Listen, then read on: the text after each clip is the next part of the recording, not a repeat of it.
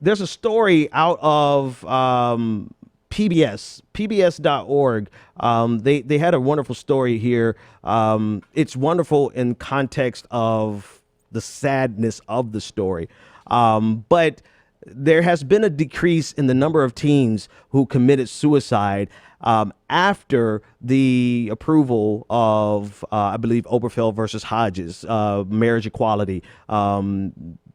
We know historically there has just been an atrocious amount of teens who kill themselves because of their sexuality or their gender identity, and having to live through elementary school, middle school, high school, and college in the most difficult time of your life, no matter who you are, but especially compounded with the fact that you may be LGBTQ.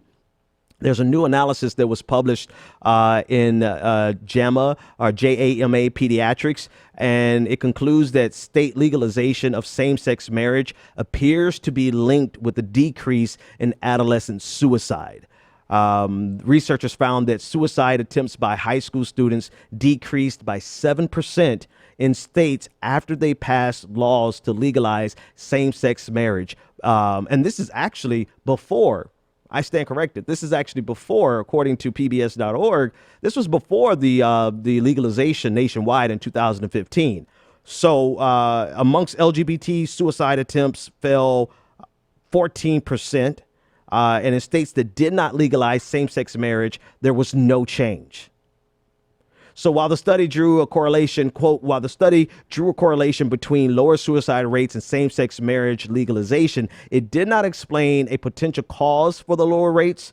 And in the discussion, they felt that it's possible that the laws communicated to young LGBTQ populations that they were equal, and that then that in itself improved their mental health status.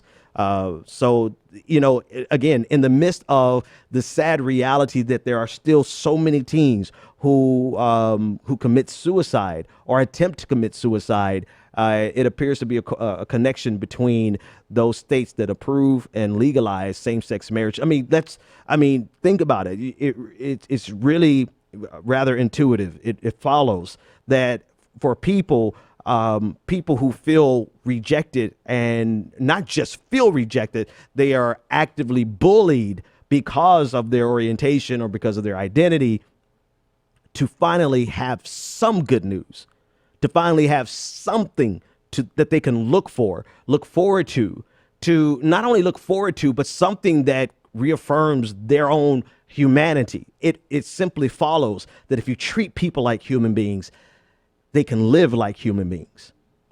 And this, unfortunately, has to be juxtaposed next to the reality that Donald Trump today has sent the decision or allowed the decision-making process for transgender bathroom regulations to be on a school-by-school basis. So in the midst of this good news, we have Donald Trump undermining the progress that we've made so far. And I think, I know for a fact that we disconnect the human element away from our decisions and from our politics. While this is great politics for Donald Trump and his evangelical base and his homophobic, xenophobic, transphobic, racist, sexist, misogynist base, this is great politics for them. The reality of it is that it is completely undermining. It's harmful. It is harmful to individuals who are already struggling in the most disgusting environment imaginable. I've been a teacher and I've been a student. You've been a student. You know what going through high school, middle school, elementary school is like.